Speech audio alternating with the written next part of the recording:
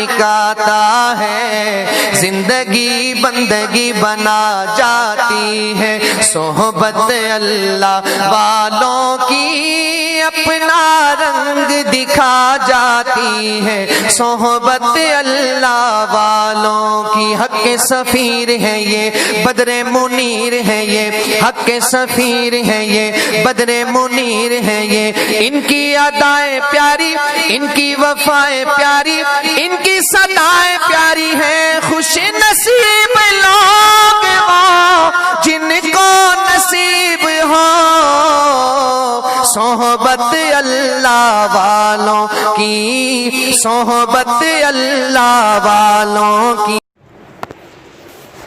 پانچواں پارہ ہے سورہ نساء اور پانچویں پارے کا چوتھا رکوع جاری ہے، آیت نمبر 47۔ اعوذ باللہ من الشیطان الرجیم، بسم اللہ الرحمن الرحیم۔ یا ایہا الذین اوتوا الکتاب آمنوا بما نزلنا مصدقا لما معکم من قبل ان نطمس وجوها فنردها على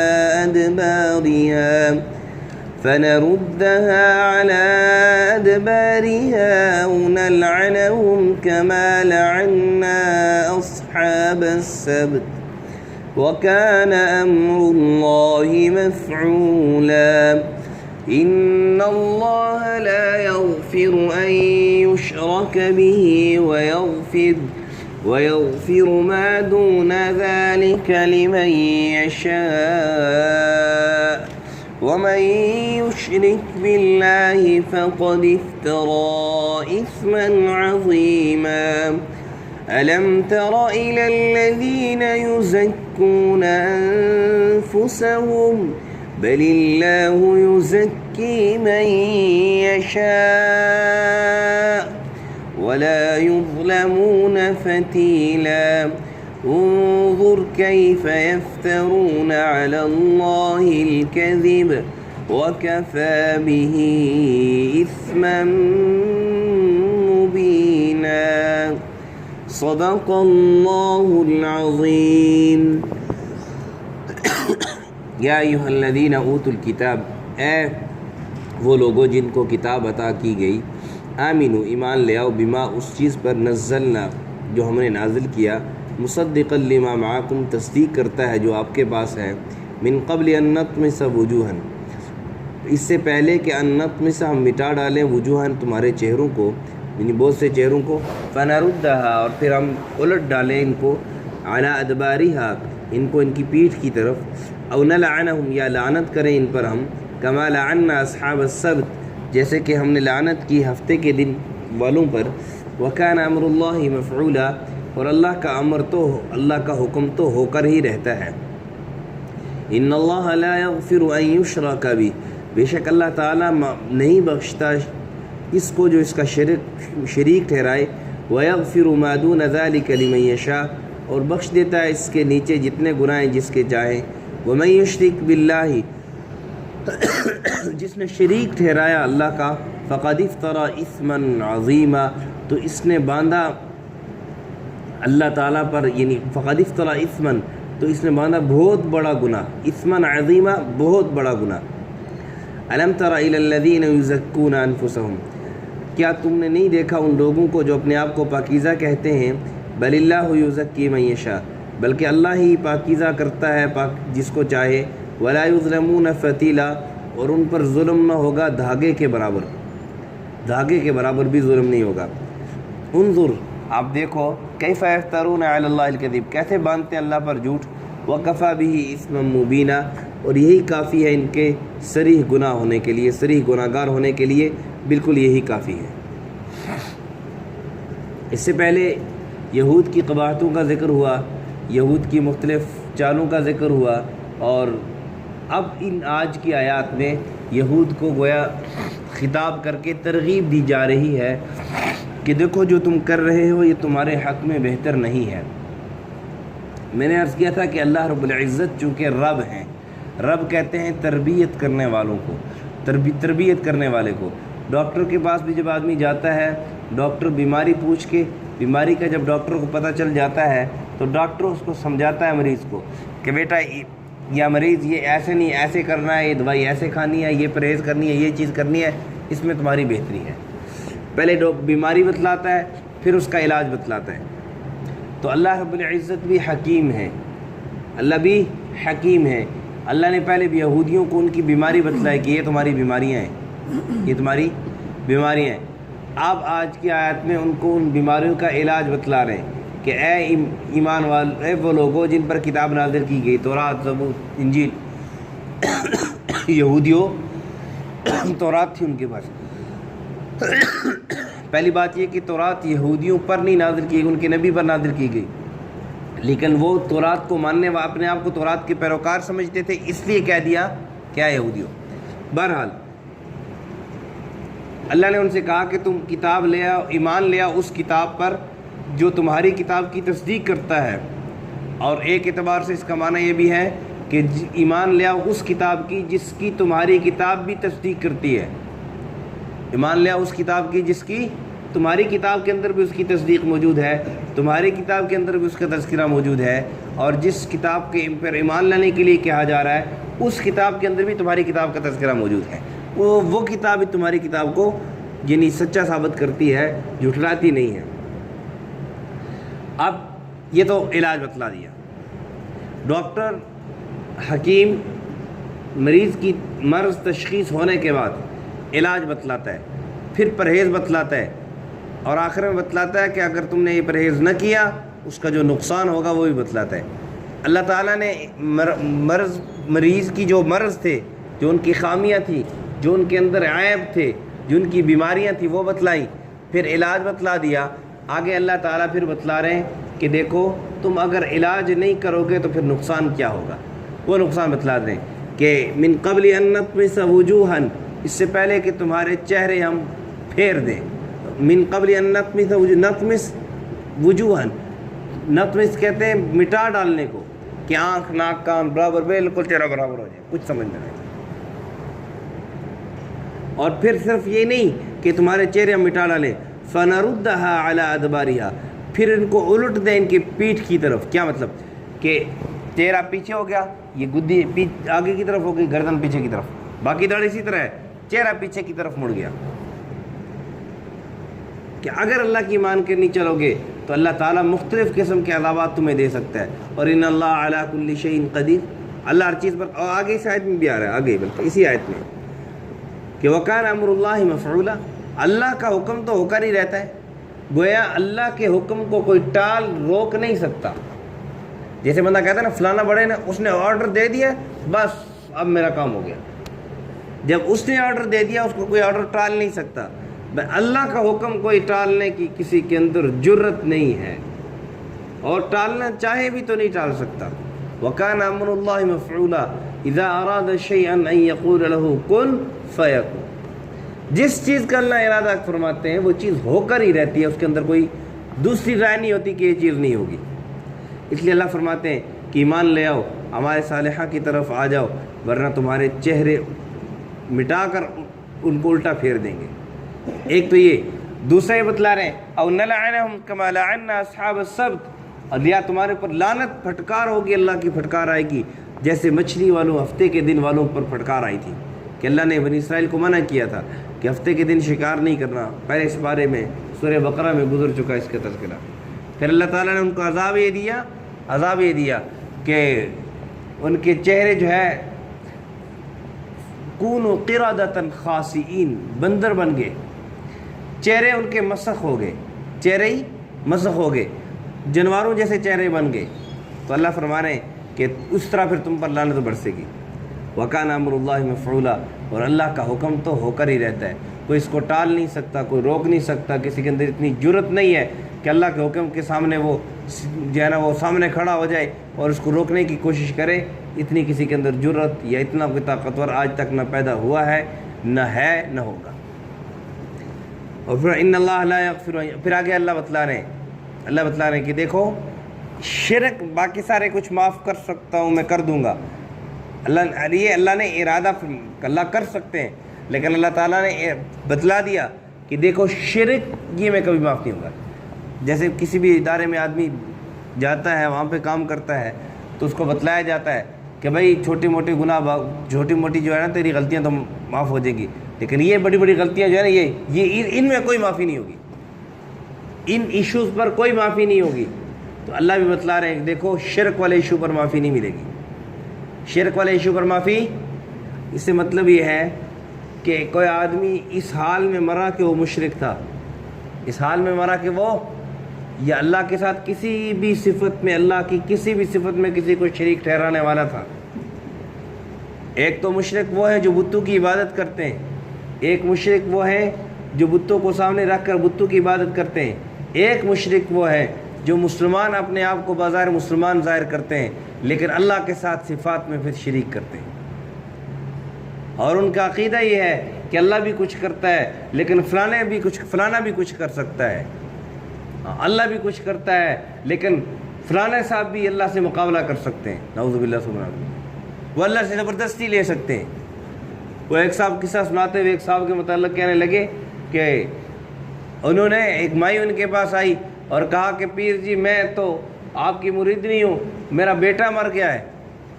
تو پہلے انہوں نے کہا جاؤ دیکھو نہیں مرا ہوا، یعنی کتنی جہالت، اور پھر کہا کہ انہوں نے ایسے ہاتھ اوپر کیا اور ایسے جھٹکا مارا، اور پھر کہا جاؤ دیکھو اپنا بیٹا، اس نے جا کے دیکھا بیٹا زندہ ہے، انہیں اپنی طرف سے من گھڑت قصے اتنی کسی، اور کہا کہ پیر صاحب نے روح پرواز ہو رہی تھی، اوپر جا رہی تھی، پیر صاحب نے فرشتوں سے ایسے کھینچ کے دوبارہ روح ڈال دی۔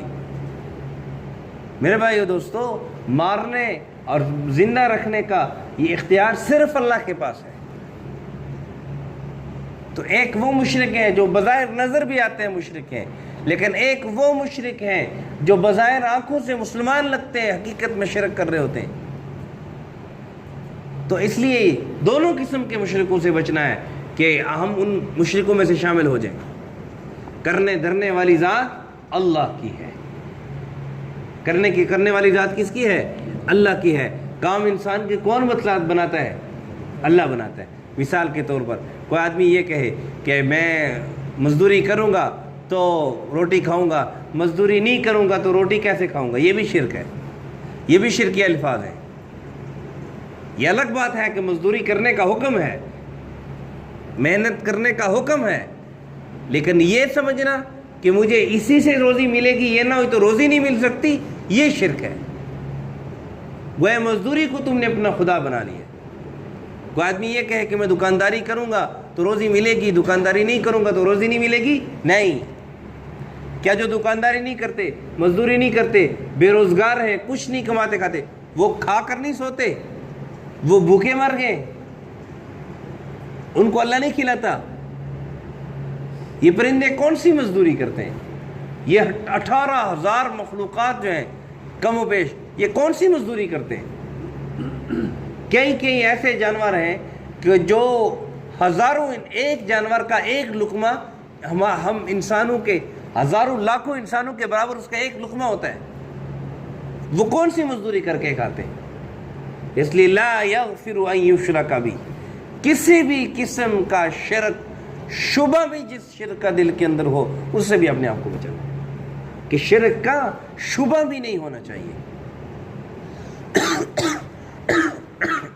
بہرحال اگر ایک انسان مشرک تھا پھر ایمان لے آیا تو ایمان لانے سے اس کے سارے گناہ معاف، مرنے سے پہلے توبہ کر لی پھر معاف ہو جائے گا۔ لیکن اس کا معنی یہ ہے کہ اگر آدمی شرک کرتے کرتے اسی حالت میں اس دنیا سے چلا گیا، مر گیا، تو پھر معافی نہیں ملے گی۔ ہاں کوئی اور گناہ گار تھا، شرک نہیں کیا اس نے، شرک کرتے ہوئے شرک کی حالت میں نہیں مرا، لیکن کوئی اور گناہ کرتے ہوئے مرا ہے تو پھر شاید اللہ تعالیٰ اس کو معاف۔ ایک معنی اس کا یہ ہے کہ شرک کو کیا انسان نے اور اسے توبہ نہیں کی اور اسی حالت میں مر گیا تو یہ معاف نہیں ہوگا۔ اللہ فرماتے ہیں یہ معاف نہیں ہوگا بغیر توبہ کے مرے ہو تم۔ ہم کسی آدمی سے غلطی کے طور پر، ناسمجھی کے طور پر کوئی ایسے الفاظ ادا ہو گئے غلطی سے اور اس نے اللہ سے معافی مانگ لی، توبہ کر لی اور آئندہ کے بعد پکا عزم کر لیا کہ کبھی شرک نہیں کروں گا کسی قسم کا، پھر اس کے بعد جو ہے اس کو موت آ گئی تو یہ معاف ہوگا. سمجھ گئے اس اعتبار سے؟ تو یہ سمجھنا ذرا ضروری ہے، ورنہ یہ اس آیت سے بظاہر جو ہے نا یہ معنی سمجھ میں آئے گا کہ مشرک ہے مسلمان ہو جائے اس کا شرک معاف نہیں ہوگا. ایسا نہیں ہے. کلمہ پڑھ لے گا اس سے پہلے سارے گناہ معاف، اس سے پہلے سارے گناہ معاف، چاہے شرک ہے چاہے جتنے بڑے گناہ ہیں سب. ہاں ایمان لے آیا اور اس کے بعد پھر اس سے جو گناہ ہوئے بغیر توبہ کے مارا تو اس کی پوچھ ہوگی. ورنہ اگر ایک کافر مسلمان نہیں ہوا تو اس کے لیے شرک گناہ ثواب سب کچھ برابر ہے، کیونکہ اس نے تو جانا ہی جہنم میں ہے. اس نے تو جو بغیر ایمان کے مر گیا اس نے تو جانا ہی جہنم میں ہے، اس کے لیے تو معافی ثواب اس کے تو کوئی کنسیپٹ ہی نہیں ہے، اس نے جانا ہی جہنم میں. اور پھر اللہ تعالیٰ نے کہا وَمَن يُشْرِكْ بِاللَّهِ فَقَدِ افْتَرَىٰ إِثْمًا عَظِيمًا، جو اللہ کے ساتھ کسی بھی صفت میں کسی بھی کام میں اللہ کا شریک ٹھہراتا ہے، فرمایا فَقَدِ افْتَرَىٰ إِثْمًا عَظِيمًا، یہ اپنے اوپر بہت بڑا بہت بڑا گناہ اپنے لیے اس نے باندھ لیا. یعنی اس نے اپنے لیے بہت بڑا گناہ گڑھ لیا ہے کہ یہ بہت بڑا گناہ ہے. اور پھر کہا کہ دیکھو یہ یہود اپنے آپ کو کہتے ہیں کہ ہم مشرک نہیں ہیں. جب آیت انہوں نے یہ سنی نا ان اللہ لا یغفر ان یشرک بہ ویغفر ما دون ذلک لمن یشاء، تو یہود کہنے لگے جی ہم تو مشرک نہیں ہیں، ہم تو پیغمبر زادے ہیں، ہم تو شرک نہیں کرتے، ہم تو نبی کو مانتے ہیں. تو اللہ تعالیٰ نے کہا کہ الم تر الی الذین یزکون انفسہم، اپنے آپ کو پاکیزہ کہتے ہیں. یعنی انسان اپنے آپ کو پاکیزہ اپنی عقل کے مطابق ثابت کرنا شروع کر دے کہ میری عقل یہ کہتی ہے کہ اس طرح میں پاکیزہ ہوں گا. اللہ نے کہا تیری عقل کے مطابق تو پاکیزہ کبھی نہیں ہوگا. بل اللہ یزکی من یشاء، جو اللہ نے بتلایا ہے اللہ کے حکم کے مطابق جب چلو گے تب اللہ تمہیں پاکیزہ کرے گا. جس کو اللہ چاہتا ہے وہ پاکیزہ ہوتا ہے. کیا مطلب؟ جو اللہ کی مرضی کے مطابق زندگی گزارتا ہے وہ پاکیزہ ہوتا ہے، جو اپنی مرضی کے مطابق زندگی گزارتا ہے وہ پاکیزہ نہیں ہوتا ہے. یہود شرک کرتے تھے، عزیر علیہ السلام کو اللہ کا بیٹا کہتے تھے. قرآن کہہ رہا ہے کہ وقالت الیہود عزیر ابن اللہ، کہ عزیر اللہ کا بیٹا ہے. جب عزیر کو اللہ کا بیٹا مان رہے علیہ السلام تو یہ شرک نہیں ہے تو اور کیا ہے؟ لیکن اپنے آپ کو یہ کہتے تھے کہ دیکھو ہم نبی کے متعلق کہہ رہے ہیں نا، کسی اور کے متعلق تھوڑی کہہ رہے ہیں، بتوں کی عبادت تھوڑی کر رہے ہیں. تو میں نے عرض کیا تھا کہ ایک شرک بتوں کی عبادت کرنا بھی ہے، لیکن صرف بتوں کی عبادت کرنا ہی شرک نہیں، اور بھی بہت سارے شرک ہیں. اللہ نے فرمایا وَلَا يُظْلَمُونَ فَتِيلًا، جس کو اللہ چاہتا ہے وہی پاک ہوگا. باقی جو مشرک ہیں جو گناہ گار ہیں وہ یہ نہ سمجھے کہ غصے میں آ کے مجھے زیادہ سزا مل جائے گی، غصے میں آ کے مجھے زیادہ سزا مل جائے گی. اللہ فرماتے ہیں وَلَا يُظْلَمُونَ فَتِيلًا، ان پر دھاگے کے برابر ذرا برابر بھی ان پر ظلم نہیں کیا جائے گا. ذرا برابر بھی ان پر ظلم جو انہوں نے کیا اس کو خمیازہ بھگتنا پڑے گا. اور کہا انظر کیف یفترون علی اللہ الکذب، تم دیکھو کیسے یہ لوگ ہیں کیسے اللہ پر جھوٹ باندھتے ہیں، اللہ پر جھوٹی جو ہے نا وہ تہمت لگاتے ہیں کہ اپنے آپ باوجود ارتکاب کفر اور شرک کے اپنے آپ کو اللہ کا دوست کہتے ہیں. شرک کر رہے ہیں، انبیاء کو اللہ کا بیٹا مان رہے ہیں، ملائکہ کو اللہ کی بیٹیاں مان رہے ہیں، اور اس کے باوجود کہتے ہیں ہم پاکیزہ لوگ ہیں، ہم اللہ کے دوست ہیں. کتنی بڑی تہمت اللہ پر باندھ رہے ہیں، کتنی بڑی تہمت اللہ پر باندھ رہے ہیں. تو اللہ تعالیٰ نے کہا کہ کتنی بڑی تہمت اللہ پر، وَكَفَىٰ بِهِ مُبِينًا، یہی تہمت اللہ پر باندھنا، یہی تو اللہ کی طرف غلط نسبت کرنا اپنی، یہی بڑا گناہ ہے. یہی گناہ گار ہونے کے لیے یہی کافی ہے. یہ تھا ان آیت کا مفہوم کو خلاصہ. اللہ سمجھ اول کی توفیق نصیب فرمائے. یا ایھا الذین آمنوا اوتوا الکتاب، اے وہ لوگوں جن کو کتاب دی گئی، آمنو ایمان لے آؤ، بما نزلنا مصدقا لما معکم، اس پر جو ہم نے نازل کیا تصدیق کرتا ہے اس کتاب کی جو تمہارے پاس پہلے سے موجود ہے. من قبل ان نطمس وجوہا، اس سے پہلے کہ ہم مٹا ڈالیں تمہارے چہروں کو، بہت سارے چہروں کو. فنردھا علی ادبارہا، پھر ان کو الٹ دیں ان کی پیٹھ کی طرف. او نلعنہم، لے ان کے پر لعنت کریں، کما لعنا اصحاب السبت، جیسے لعنت کی ہم نے ہفتے والوں کے اوپر، یعنی ہفتے کے دن والے کے اوپر. وکان امر اللہ مفعولا، اور اللہ کا حکم تو ہو کر ہی رہتا ہے. ان اللہ لا یغفر ان یشرک بہ، بے شک اللہ تعالیٰ اس کے ساتھ جو شریک ٹھہرائے اس کو معاف نہیں کرتا، ویغفر اور معاف کر دیتا ہے ما دون ذلک لمن یشاء، جس کے لیے چاہے اس کے علاوہ سارے گناہ۔ یعنی کہ آدمی شرک کی حالت میں مرا ہے، اس کی معافی نہیں ہوگی۔ اس کے علاوہ اگر ایمان کی حالت میں مرا ہے، باقی سے دنیا میں جو گناہ گار ہو گئے تو جس کے لیے اللہ چاہے گا اس کو معاف کر دے گا، لیکن کنفرم بات ہے جو مشرک مرا ہے اس کی کبھی معافی۔ اس لیے میرے بھائیو دوستو، اپنے عقیدے کے اندر درستگی پیدا ہونی چاہیے کہ باقی گناہ تو معاف ہو جائیں گے، اللہ شاید معاف کر دے، اللہ سے کوئی پوچھنے والا نہیں ہے، اور اللہ بڑا رحمان ہے، رحیم ہے، شاید معاف ہو جائے، لیکن شرک یہ اللہ فرماتے ہیں معاف نہیں ہوگا۔ اور ایک آدمی ایک شرک کر رہا ہے، اس کو پتہ ہے کہ میں شرک کر رہا ہوں، تو وہ تو توبہ کی توفیق شاید ہو جائے، اس سے توبہ کر لے، لیکن ایک آدمی ایسے اعمال میں، ایسے معاشرے میں زندگی گزار رہا ہے کہ وہ شرک کو ثواب سمجھتا ہے، شرک کو حق سمجھتا ہے، شرک کرنے کو حق سمجھتا ہے، اس کے لیے توبہ کی توفیق کہاں سے آئے گی کہ وہ اس کو گناہ سمجھتا ہی نہیں ہے، نافرمانی سمجھتا ہی نہیں ہے، وہ کیسے توبہ کرے گا؟ اس لیے اپنے اعمال کو، اپنے عقیدوں کو درست کر لینا چاہیے۔ وَمَن يُشْرِكْ بِاللَّهِ، جس نے اللہ کے ساتھ کسی کا شریک ٹھہرایا، فقد افترا اثما عظیما، تو اس نے بڑا طوفان اپنے ساتھ باندھ لیا، بڑا گناہ اپنے ساتھ باندھ لیا۔ الم تر الی الذین یزکون انفسہم، کیا آپ نے دیکھا ان لوگوں کی طرف جو اپنے آپ کو پاکیزہ کہتے ہیں؟ بل اللہ، باوجود شرک کے اپنے آپ کو پاکیزہ کہتے ہیں، باوجود شرک کرنے کے یہود اپنے آپ کو پاکیزہ کہتے تھے۔ بل اللہ یزکی من یشاء، بلکہ اللہ ہی پاکیزہ کرتا ہے جس کو چاہتا ہے۔ ولا یظلمون فتیلا، اور ان پر ظلم نہیں ہوگا دھاگے کے برابر بھی، ذرا بر بھی۔ انظر، اب دیکھیں، کیف یفترون علی اللہ الکذب، کیسے باندھتے ہیں اللہ پر جھوٹ۔ وکفا بہ، یہی کافی ہے، اثما مبینا، واضح سری گناہ۔ الحمدللہ رب العالمین والعاقبۃ للمتقین، والصلاۃ والسلام علی اشرف الانبیاء والمرسلین وعلى الملائكة المقربين وعلى عباد الله الصالحين۔ يا رب لك الحمد كما ينبغي لجلال وجهك وعظيم سلطانك، اللهم احفظنا من كل بلاء الدنيا وعذاب الآخرة، اللهم إنا نجعلك في نحورهم ونعوذ بك من شرورهم، صلى الله على النبي الأمي وعلى آله وأصحابه أجمعين۔ جزاكم الله خيرا۔